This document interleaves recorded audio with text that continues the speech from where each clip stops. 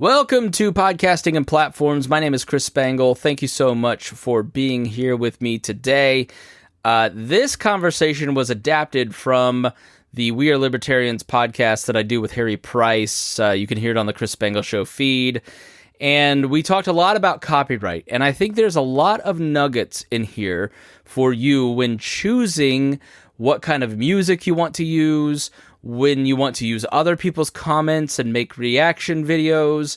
And there's a lot of helpful advice through this conversation that we had. It was meant for a broader political audience around some discussion, but I think you will find a lot of value in it. So please check it out. Right after these words, you'll hear a little bit from Harry Price and I on copyright and fair use. The first clip I actually have set up is from great podcast. I listen to them I listen to their podcast, watch their YouTube channel all the time. It is he does really cool, amazing, different stuff. I really discovered him doing when this person was doing what they called like virus discussion. So they would set up like a virtual environment and talk like, hey, this is what this virus is. This is what it does. Really cool stuff. I like to do it, but it's like, but it's not my jam. I like watching it versus just sitting there banging my head against the wall. Okay, so this is a YouTube channel or what that talks about viruses? This is, he does that too, but he does all kinds of different other things. This video that we're going to watching is because of a dust-up that happened on X or Twitter. It's Twitter. We're not calling it X. Fuck that. It's not Max. It's HBO Max. We're not doing this bullshit. We're going to call it HBO Max, and we're going to call it Twitter, and I don't give a shit. I don't care what you want to call it. I'm tired of Icarus flying too close to the sun. Reality will set in, and it's going to stop here. It is a tweet. It is Twitter, and take your damn sign down. It's annoying. I'm not an anti-Elon person like Harry is. I don't have a knee-jerk reaction, but this one annoyed me. And bring back blocking, because there's a lot of people I want to block. I don't want to hear from them. Sorry, I was waiting for you also to do the Picard speech. The line must be drawn here and now. No, I refuse. I will not call it Max. I will not call it X. Stop it. So it's a Deer Creek to you? Yes, it's still the Hoosier Dome to me. Damn it. That's fine. All right. So, anyways, a dust up on Twitter happened between Mutahar, aka SomeOrdinaryGamer, and one of the largest streamers on out there in the world right now, which is XQC. Does a lot of amazing different streams but a lot of it like gambling and react streams. And the dust up happened, which will show. Kick up the video is the reaction to it. So. All right, I'll set it up. All right, yeah, here we go. Did it? Today's video is about a little controversy. Yeah, okay, so who's this guy? This is Mutahar, aka which is YouTube channel with some ordinary gamers, which like I said, great podcast. Check them out. Watch some stuff. We are not going to watch the whole video. I've got some time codes. We're gonna so we'll skip around. I've also lowered the quality down because I want you to go on his channel, watch it in full HD and amazing. Also, it's lower space on my hard drive too. Okay. All right. I'm honest. Hit play. All right. A little bit of juicy, debate back and forth. Oh, I just noticed me uploading it here to the streaming. I can't see I don't have no time. Oh no! Do you want to pause here and you pull up the YouTube video? Wait a minute. Oh, okay. Apparently, okay. I can see it now. No, I have to hover over the dot. See, this is why we wanted to do it with him and I, so we could work out the kinks. You're listening to a pilot, a concept episode. Yeah, concept behind the scenes. Usually we do this, we do stuff like this without anyone watching, but why do it? Well, look, not having our shit together and being unprepared is classic Wall. Okay. Right. All right. Let's see. Gotta. This is working. Wait. It's better and easier in VLC. I will say this.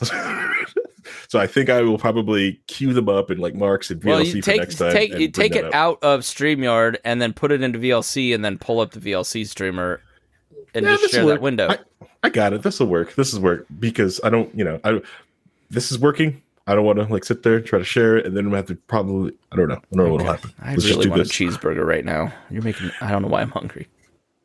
Oh, I'm starving. I just did like a 60-minute hit Pilates class, and I only showered and sat down at this desk. I was really hoping you would cancel so I could go get a cheeseburger. No, our agreement is we cannot cancel, no matter how much I wanted to cancel last night, so I could take a Somonex and sleep till 3 p.m. I did not.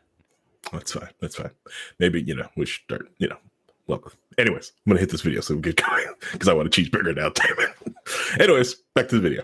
Claiming tools, then yes, I'm going to talk about it. Anybody that's suing a YouTuber, I will talk about it because these are insane situations to be getting into. Life-changing, life-ruining scenarios in certain cases. So this all kind of stemmed from the fact that one creator, Bub Film, said Lamina spends months researching, scripting, editing a video just for React streamers to re-upload the entire thing and provide zero input. I said, shame garbage like this fills the recommendations tab because So yeah, this is what's setting it up. So this tweet. So basically, which we'll go show through the video is that a bunch of YouTube and like the whole YouTube space right now is getting filled up with people doing kind of like what we're doing, like reacting to this different content. Right. But it is way they're doing it. Like right now, like yes, I paused it. We shrank the video. We've done the thing, and we aren't watching the whole thing. But like this will show you like, and we'll get into this dust up that he had with. It's like clout. I said, it's clout jacking. So a lot of the.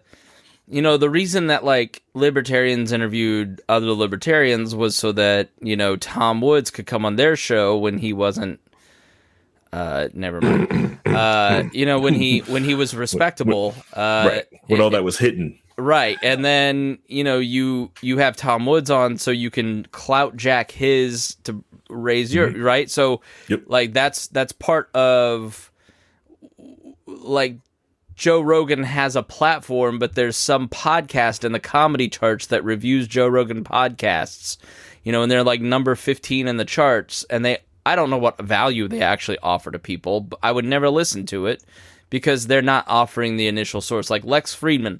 I don't know who Lex Friedman is, but Lex Friedman is able to get all these famous people. I think Dave Rubin's a great example of this. David Rubin offers absolutely nothing to anyone. He is an airhead. He is a clout chaser who uses the clout of people that have achieved something to try and to position himself within a certain space to make money. I have zero respect for that guy, right? And so what a lot of people are doing who they can't get Mr. Beast on their podcast, they don't have the talent of Mr. Beast, will go on and do a reaction video to Mr. Beast to use his algorithm lift and searchability to get eyeballs on their stuff. And it works great, Harry.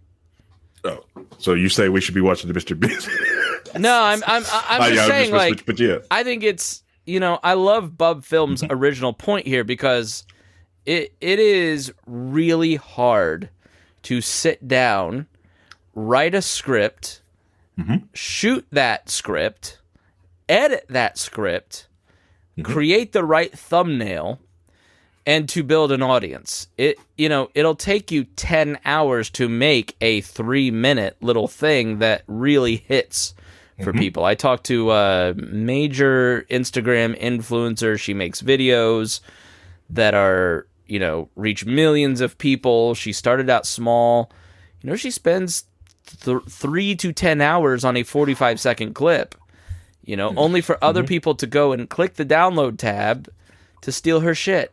And I think that's just classless to me. So, it'd be better if people tried to do what Bub Films is saying here, which is spend those months researching, creating value for people, as opposed to just, trying to fill the recommendation tab using the clout of other people who did the work.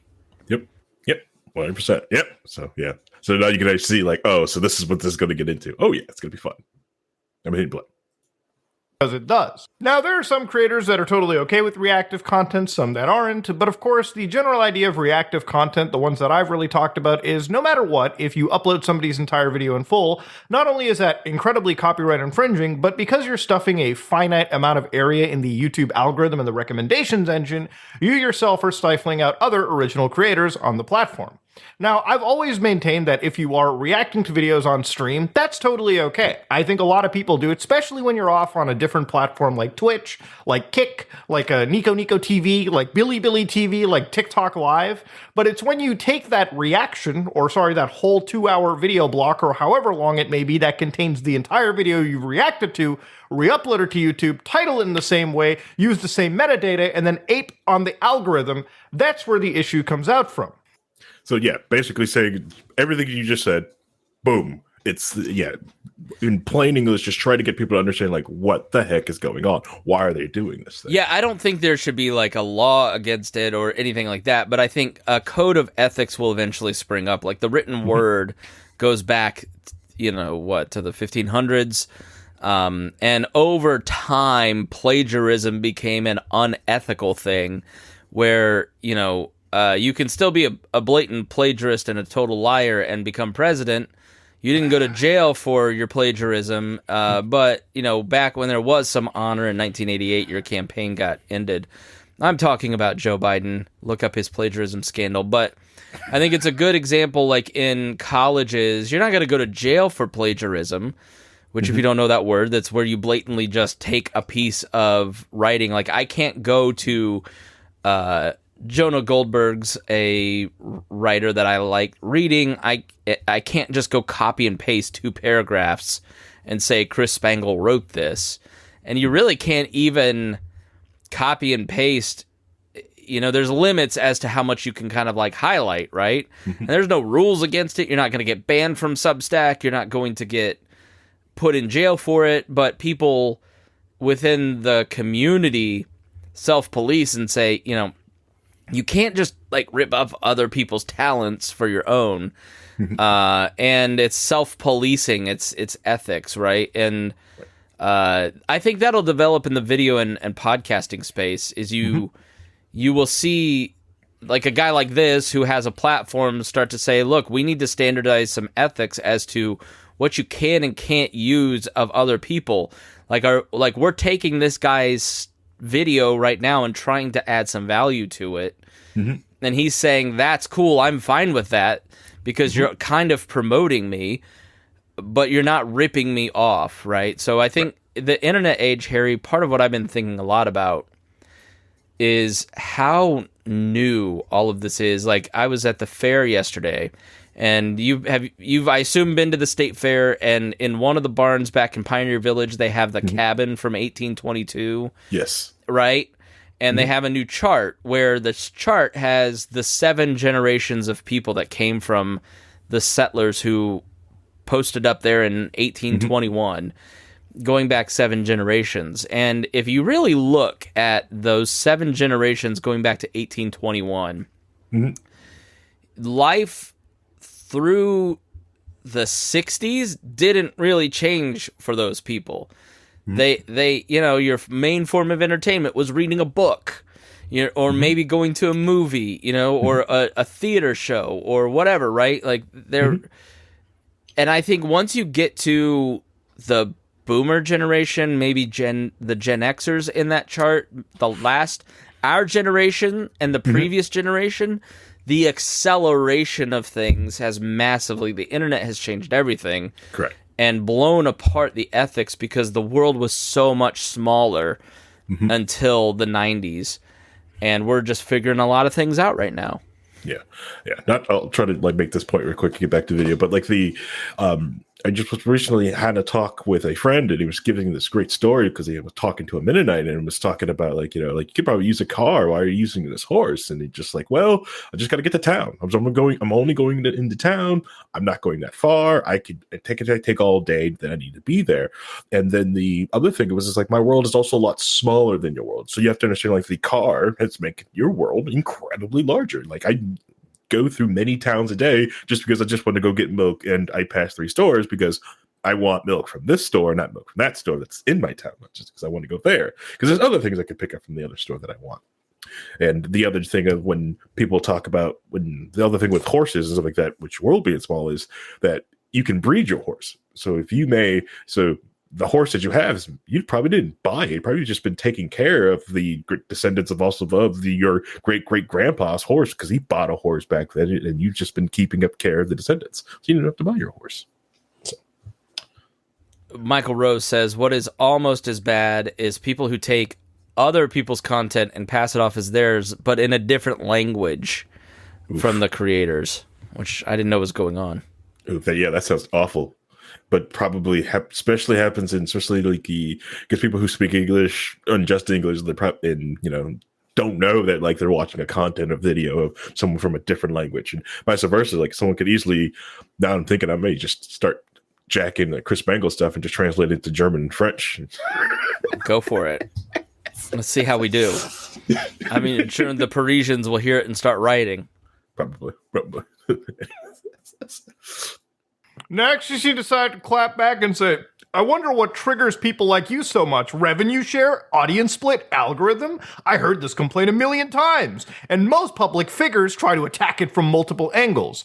Now, at this moment in time, nobody's bringing up revenue. I'm just really talking about the impressions, right? Based on the finite recommendations algorithm, if I'm trying to watch videos out of like 12 possible blocks after my first YouTube video, and all of a sudden, my 12 recommended videos, like 5 of them are reaction videos because I've watched similar content, and obviously the metadata is being aped, that's a problem. That's what people are talking about, because it stifles out original creators. That's pretty much it. Now, I really responded back after that by saying, I know you're not the brightest, but I didn't expect you to be this intellectually dishonest. And I pretty much go with the entire statement that I made. I've even said that we've demonized individuals like Jinx back in the day for being a terrible reaction creator. Now, to understand, the reaction history on YouTube has been insane throughout the years. And I'm going to go. So yeah, so he goes to different examples like that, but I want you guys to go watch that video, watch his stuff like that. He did research, go like that. It's really cool videos that he does. But like the thing is, like with Jinx back in 2017, is that he would legitimately like would put on like whole videos. So almost like he would put on let's just say like a Brian Nichols video and just watch the video with him really small in the corner, just watch it. Kind of Mystery Science Theater 3000 it. Not even that. It's just more like, oh, darn, man, you got that. Oh, that's the worst. Ooh. Okay.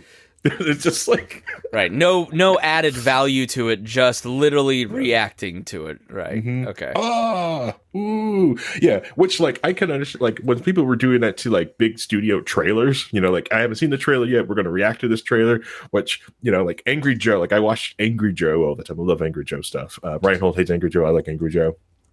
Which they would sit there, do that ooh and ah, and then stop, and then do the frame breakdown of the whole video. Like, yes, we just watched this trailer. We're gonna ooh and ah, and then we're gonna keep going with this thing. So it's like, it's an amazing time, but because you want to watch it there, but it usually waits. Lets the trailer comes out, let everybody watch it, let it get through that thing, then make something like that. Gotcha. But and the other thing is like it shows like yes, so like the revenue share, this is huge, like. Especially right now with ad revenue being basically in the toilet right now for like ads. It's brutal. Our friend Eric Larson of I'm blanking on Paradox, excuse me. He does a show for Michigan State sports basically, and they just their network just folded underneath them. That happened to us at the Pat Down. Like it just, hey, next week we're folding. So find a new way to host your show. Ad revenue is completely crumbled. So you've got, that's why we're so blessed and fortunate to have our patrons, is that we don't have to worry about relying on advertising. We get a little ad revenue from obviously the ads that you hear from the Spotify ad network, which basically helps pay our bandwidth bill. But it has gone down 5 times what it was last year. So what I could usually count on as a pretty decent check that would be 3 to 5 times our streaming our bandwidth costs is now 1 to 1. So it's just that few people are advertising. Yep. Yeah. It's hitting everything. That's why like it's. If you watch a lot of different streamers, stuff like that, you watch them because they all, you see more of the other, which is like the lower value ad revenue ads people are doing. Like Like I do one that because we're not going to do an ad for those. I refuse. Like Raid Shadow Legend. You see more of that type of like ads you get through. And but yeah, it's your website. That if you frequent up somebody's website, you like their content, toss them $1 or something like that in their Patreon, or buy a T-shirt from them. $1. I lower $1 patrons, but we get 30 cents from that. So $5 is very helpful. Because Patreon takes a fee on that. And then this week, what is it that was the whole thing with the whole kerfuffle at Patreon, because they were really slow to start paying people this week. I don't know if you saw that. Yeah. I got mine, so I'm okay, but yeah, I noticed you didn't say anything. I was like, well, maybe it's not, because I saw the news report, like, well, maybe it's not as big, or they only go after certain people. So no, the problem is, like, if Patreon folded, and I thought about switching Patreon back when they were banning people. They've been really decent about that and kind of taking a different tact, but I'd have to get everybody to go re-enter their credit card somewhere else, right. And 25% of them may do it, 50%, so we've got that problem at Bob and Tom where I'm on outdated technology because I can't lose half my people. Correct. So that's one of the problems with the sponsorship model is if you want to move somewhere else, it's really difficult. Mm-hmm. Yep. And that's the other reason why it keeps fluffing like alpha goog of YouTube. People stay on it because it's too hard to move right. an audience. Right. And the people that can and do move the audience, it's like whether you love or hate Steven Crowder, his audience is able to just move with him everywhere he goes, which that is valuable. Yeah. So I can, so like I said, love or hate him, at least his audience is willing to move the core of it is have you built a community around your content? One of our big problems was getting banned from Facebook, and it kind of killed off our community. So there's not as much community around the podcast as there was before Facebook killed off our group, which we just kind of lost connections to all of these people. And we have got like 300 people in our new Facebook group, but it's not the 2,500 with half of that being active in the group. And so, people always, when in my podcast consulting business, say, well, how do I monetize this? Like, you've got to work really hard to build community and connect with your audience, sometimes on a one-to-one personal level, through events, through groups, through, what you do with Low Key Wall is talk to people and be reliable content. We're going to be here Monday night at 8 p.m. and join in and the conversation, but revenue and monetization happens with basically... You have to be consistent so people can rely on you to become their habit. And then second, you have to offer them friendship. Like, that famous meme of people like sitting next to the sign of people laughing, and it's like, this is what it's like to listen to a podcast. If people have to feel like they're part of a community. And so if you're a habit and they kind of get some friendship from it, then they'll gladly buy products, buy t-shirts, move with you. And you're never going to do that if you're ripping off other people's content, to kind of bring it back, Harry. Correct. Yeah. You're never going to get that. Yeah. You're chasing after ads. So you're just going after big fish or just doing it. Let me say something to Christy Avery. And I feel real lives help with community. They do. But I stopped the fake lives because you complained constantly. So it's been like a year. So be quiet. Yay, real. Y'all stopped.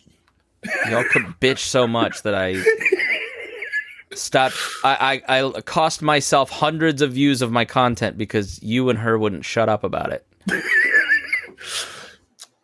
Look at the power of low key. Okay, see that key holders. The power of being annoying. See the power we have key holders. That's is that what you call each other? Yeah, That's funny. Key holders. Yeah. We're still workshopping that day. Right now, it's the in-place name is key holders. What else does this fella have to say? All right, so then we're setting up things. So now we're going to show I fast forwarded to this a bit of Marcus. So we're going to do there's bad actions and examples in licensing, of people doing good right in the field. Because what you did say early on, which the video goes into, is when they talk about where there's a code of ethics. So other YouTubers, copywriting striking another YouTuber is very in bad taste, and it's can get you shunned from a lot of different like YouTuber communities. Like, you sent a copyright strike to someone, unless they're blatantly just going after somebody, like blatantly copywriting you. It's Yeah, I learned that I have this power at Bob and Tom, so people rip off our content all the time. Mm-hmm.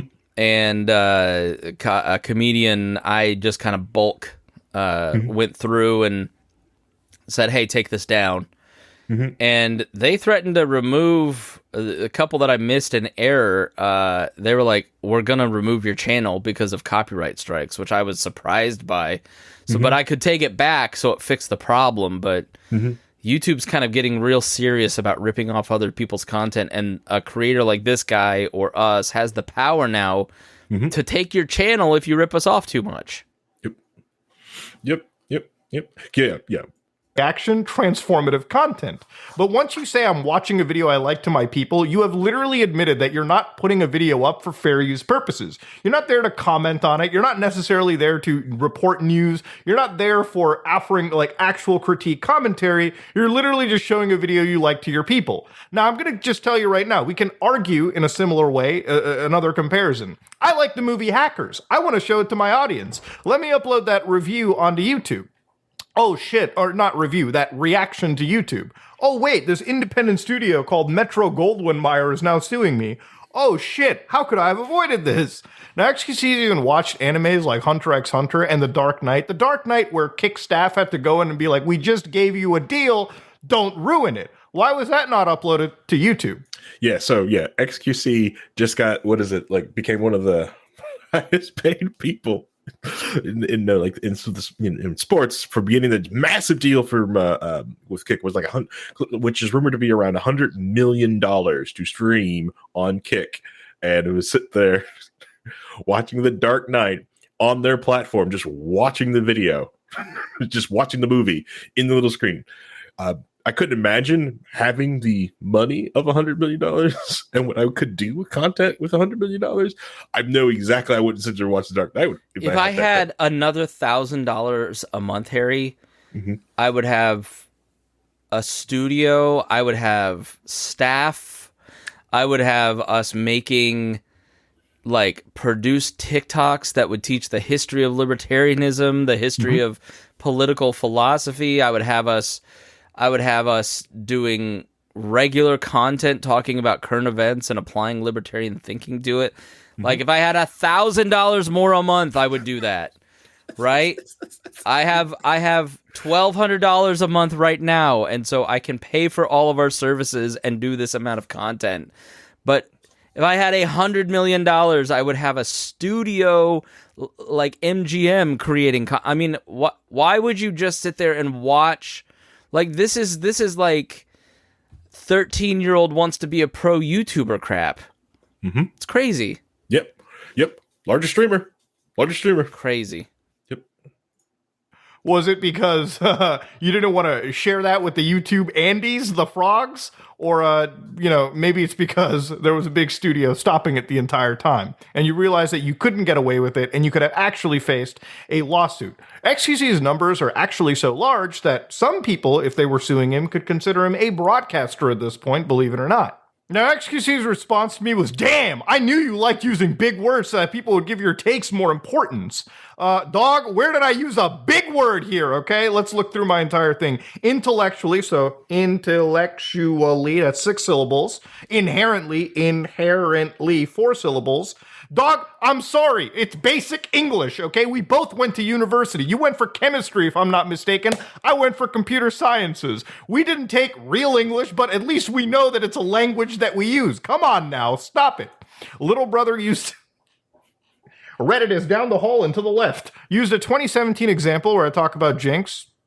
We talked about why that was demonized back then. And for the large part, people still demonize it now. I'm sure there are some fervent supporters of this behavior, but then again, they don't have actual evidence, they don't have facts, they don't have a cogent point for this. Also, I talk to most of the YouTubers I take big content pieces from and react to. Maybe send Daily Dose of the Internet a call and compare numbers on uploads and react. Actually, that might be a pretty good idea. But talking to most of the YouTubers isn't exactly a good answer. Unless your team is talking to all of them, your team never contacted me for watching any of my videos. Again, I'm not feeling bad about it, but I'm just saying, if you're going to say that you're talking to most, you should try to talk to all.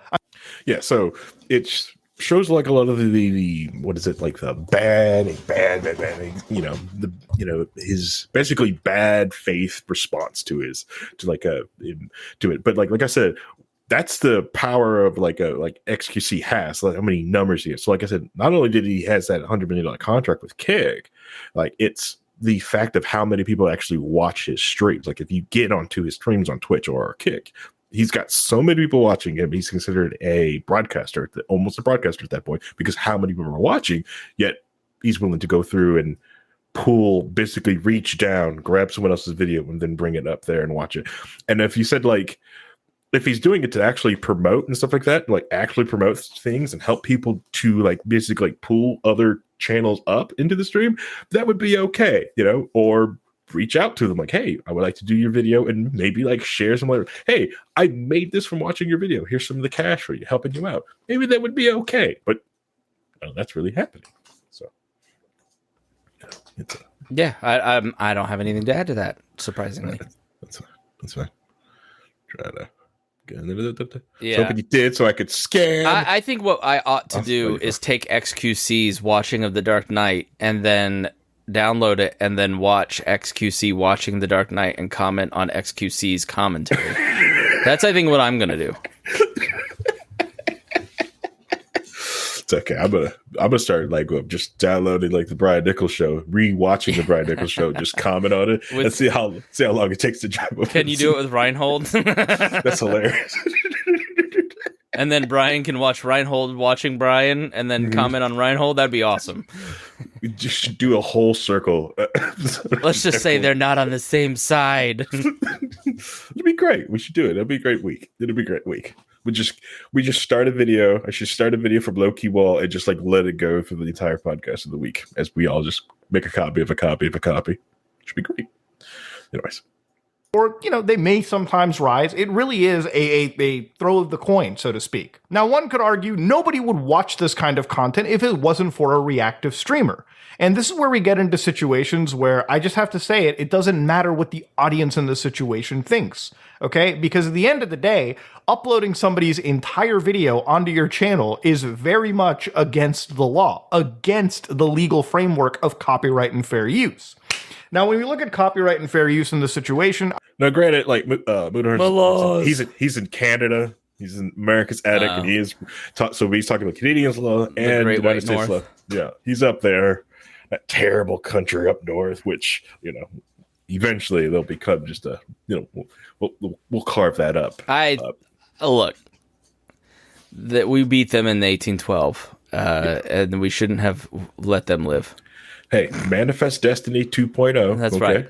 Mm-hmm. We left the white people alone. Let's treat... how about American government treat the Canadians like they treated everybody who wasn't white?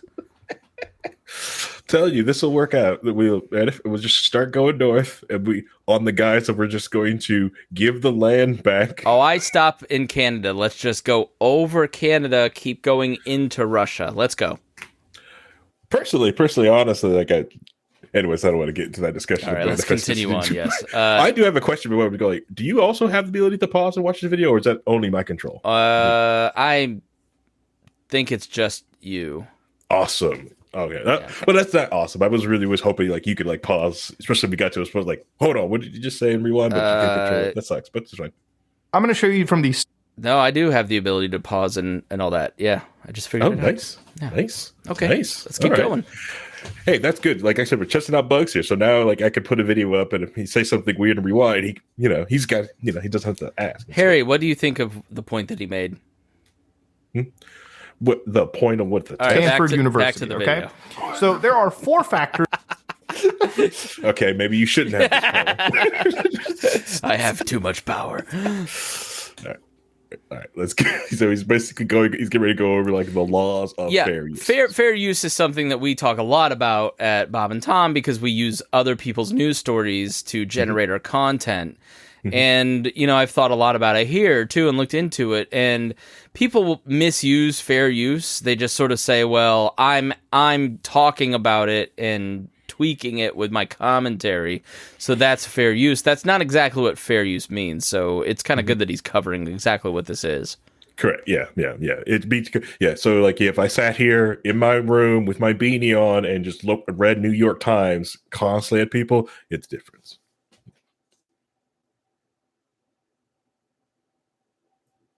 Judges consider the purpose and character of your use, the nature of the copyrighted work, the amount of substantiality, and the effect of the use upon the potential market. All very important. So, for instance, one of them is the transformative factor. Has the material you've taken from the original work been transformed by adding new expression or meaning, new information, aesthetics, insights, and understanding? In a lot of cases, sitting around watching a video and then fucking doing one of these, or hey boys, I just pinched one off in the old bathroom there. I'll fucking drop some nuclear bombs if you catch my drift. Oppenheimer at that toilet. That's not exactly informative. Oppenheimer the toilet. That's funny. But, yeah, so what this comes from, so one of the largest lefty political streamer, Hassan Anabi, Cenk Uyghur's cousin, right? Mm-hmm. The thing he does, he will put up whole videos of someone's content while sit there eating his cheeky nuggies in his mansion. All right, so this rich billionaire. Look, Harry, the problem here is communists. You and I both know it. We have the conservatives were right about the educational system. We've created a generation of communists who think that content creators shouldn't get paid and that they should be able to rip off the hard work of other people. And let me tell you, creating content is actually difficult. It's not working in a coal mine difficult. It's not working as a construction crew on a road difficult. But if everybody could be a content creator that got to this guy's level, or I get paid to be me. People pay me to be Chris Spangle, and I get paid well to do that. And it's because I've spent 20 years learning how to, create content that other people find interesting, or to bring a unique perspective, or to talk without a lot of ums and stutters, and be precise in what I say, and to be funny as I do it, right? Like, there's a skill set that I have that people pay me for, and to rip off that stuff and just say, I don't find you, landlord, to be a legitimate person, so I'm going to kill you and take your property because it belongs to the collective, or I'm going to steal your content because it's a generation of people who saw nothing wrong with Napster. And as much as I didn't like Metallica back in the day, they did have kind of a point, Harry, that you can't just steal people's content because somebody had to pay. You have no idea how much money it actually takes to create a TV show. You have no idea how much money it takes to create a radio show. You think that it just means that people sit down and talk into a microphone. But 50, 60 people work on the radio show that I work for. Each one of them needs health insurance. Each one of them has benefits. Each one of them has life insurance and dental insurance and should be paid a fair wage. And the disparity in entertainment of what the top makes and what the bottom makes, I understand why the writers are striking. But all those people should be paid a fair wage. It does suck when people at the top are making millions of dollars and the people at the bottom are making $30,000 a year, right? But we have a whole generation of people under 40 that think that it's just easy to do all this. And it's not. It takes skill, it takes talent, it takes time, and people should be paid for it. But communism is the problem, Harry. Yeah. But it's okay. They're also raising a group of kids who sit there and watch them continue to do this, and they're like, I can do this too. Yeah, like, and I think that's cool. Like, I think the writer's strike has broadened this, so now there's a whole bunch of people who are working on independent movies, and it could be a huge boon to the independent movie industry, right? The breakdown, as much as I hate the breakdown of the radio industry, my dream was to do a talk radio show. I don't know that I'd want to go work for one of the 5 conglomerates that run radio networks. Why would I want to do that when I could do this my own way, and if I'm good enough, then I can build my audience, right? But it turns out I'm marginal at this, so I've built a marginally good audience, Harry. Right? You know, it's opened up so many new people to do stuff, and I think that's all cool, but you know, we really, I think it's just about being a person of honor. Yep. And that's the problem with communists, Harry. They have no honor. They think everything is theirs. Well, yeah. Well, to be fair, nothing was really stolen, you know. Right. Why should, you know, you saw it earlier in the comment, why should this guy get paid revenue when that guy thinks that he should take the content for the revenue for himself? That guy's a communist. I guarantee it. Yeah. Yeah. That's another thing with I think, I don't want to go like, because we talked about the residual stuff on Monday on Low Key, was like the idea of, I can understand like the different residuals for streaming, but I'm wondering if like once data really comes out, it's like, what if the stream services just cost more to run the things and does this check, or they actually are getting screwed, or no one's really watching it? Who knows? I pay for bandwidth, so the more people that download the We Are Libertarians podcast or stream it, the more I have to pay Megaphone. Right? So at Bob and Tom, we stream to different services, and the more people that listen, the more we have to pay for that. And so we run ads on that stuff. I run ads on the podcast to pay for that bandwidth. Yes. And, you know, the goal is to make more profit than have your cost, but there's a cost to it. It's not as simple as just, I think because people can kind of turn on a Twitch stream and can broadcast to Instagram Live, they just sort of think like this stuff is cheap. But a reality TV show will have hundreds of people working on what you think. Well, there just must be five people on a camera crew following a guy on Survivor. Well, no, there's like 300 people in the Philippines on the Survivor set, right? Including the talent, including the right. So none of this stuff is free, you know. And that's I think, you know, I was saying, well, I bought this many books, and Tad Western was like, well, why didn't you just steal it off of Napster? I'm like, why would I do that to somebody? So I think when you make your living the way that I make my living, you sort of go, you know, look, I'm happy and I'm comfortable. I make a middle class, lower middle class wage, right? Doing the things that I love. It is not hard. It's everything I love, but like, I could easily just end up selling insurance because the ad market falls through and this thing falls through, and then all of a sudden I have no audience and I'm done, right? Yeah. So it's a much riskier proposition with high up rewards, but people just sort of, I think, because we grew up on Napster, well, why don't you just steal that book? Well, somebody spent the average time to write a book is 10 years of a person's life distilled down into 3 years of writing into a single day where it's published. Yep. And what is the 10 years of gathering knowledge and the 3 years of hard work worth? Right? They're gambling. Caleb is gambling. He's been working nonstop on this book, and when it gets released, that time should be worth something, right? And it may be worth something to 50 people, or it may be something to 10,000 people or 1 million people, and hopefully it's more, right? Yeah. But I know I'm rambling, but I want to make one more point. You know, it's just sort of changed. Everything's changed through the pandemic, right? Now I'm not going to make this point. I'll move on. It's not germane. It's interesting, but it's not part of the subject we're discussing. I'll save it for another day. See, I have to make sure he's hungry, so he wants to end this. My wife is making like hamburger helper or something downstairs, and I'm dying right now. So let's try to land this plane in 10 minutes, Harry. Oh, man. All right. Well, I've got like 4 more videos to go. No, well, we'll just have to do this video, and then I think what we can do is, you know, maybe that single Saturday we could do 2 episodes and then make it a bi-monthly show, maybe. Yeah, consider because we add in Reinhold and other people to comment in here. It's going to add an hour per person. Oh yeah, probably, yeah. One of the YouTubers I watched, they get up to 12 to. They did a 20-hour stream for trying to go through a video.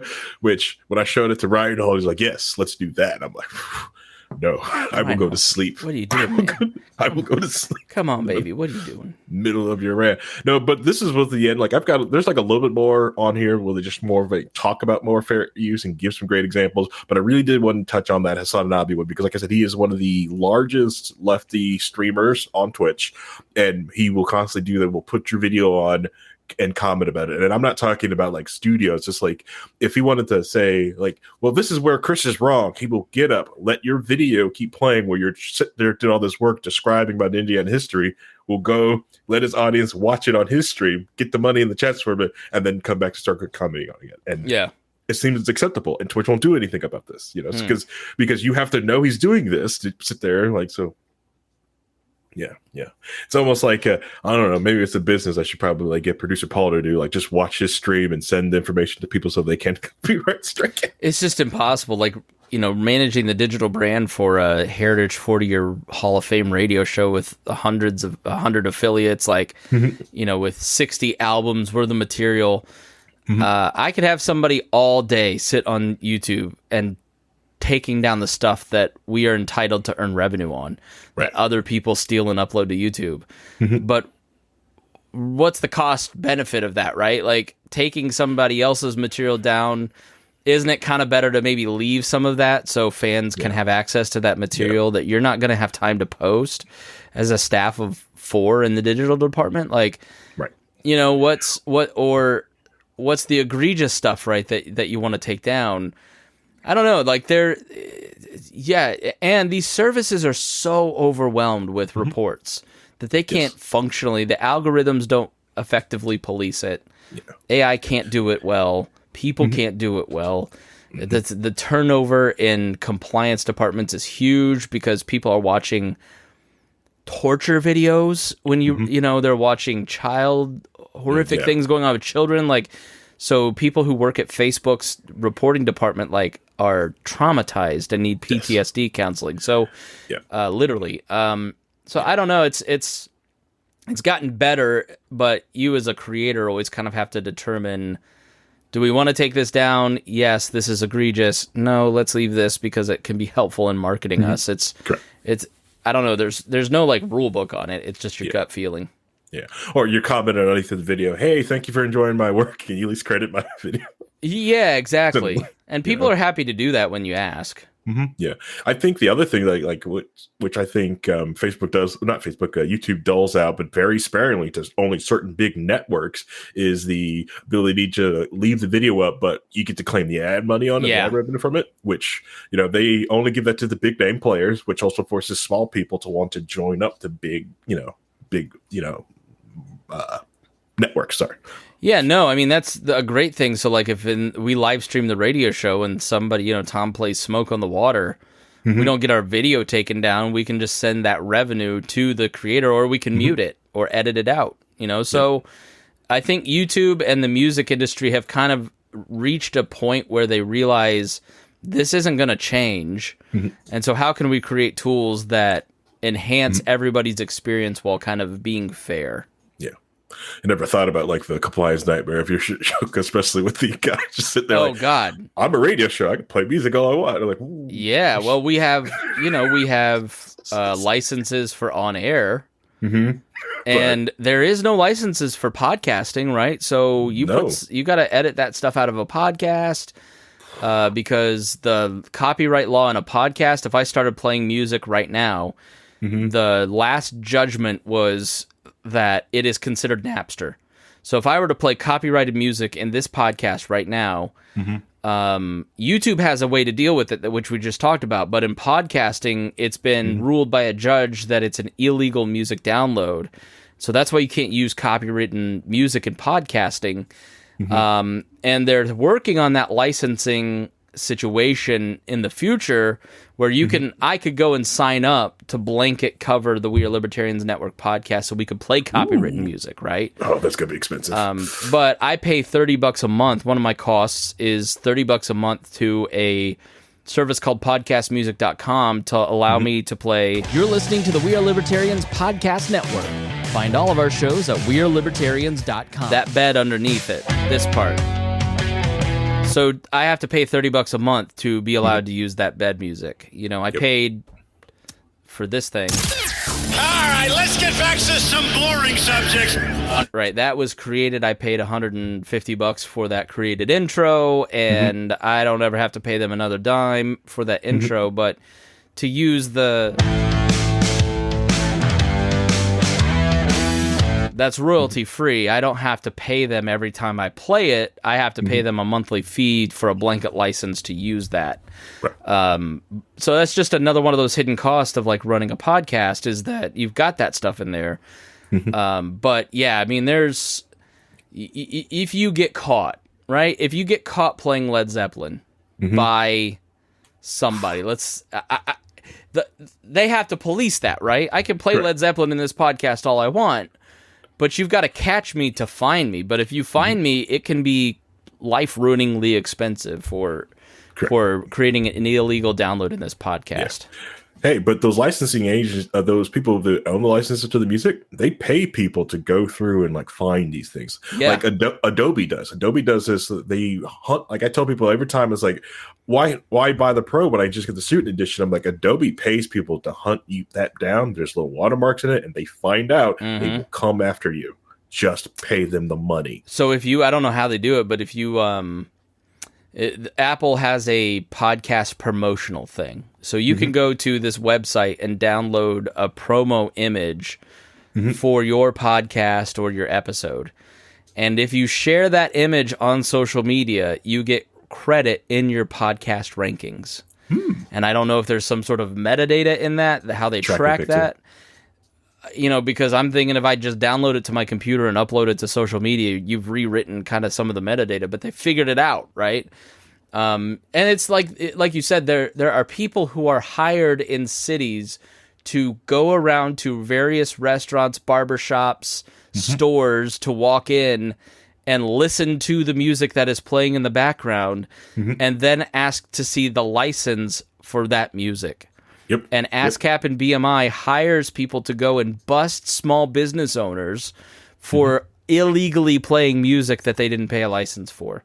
Yep. And that's another little hidden cost that every business owner has to pay to SiriusXM or to, you know, all different services that run this stuff. Pandora has a service. But yeah, like you said, there are compliance officers all around just trying to be cops. Yep. They do it to gyms and stuff like that. Like, especially like your local small town gym, you know, like they put, like, if you wonder, like, why does the music suck at your gym? That's why. They don't have to pay the little thing. What is it? I forget what the sticker they have to put on the window is, but yeah, there's for some of the, like, the proof that they have the license. So I'm like, it also happens to karaoke too, like when you do like karaoke bars, stuff like that. But yeah. But yeah, that was the video. I was going to go to a second one.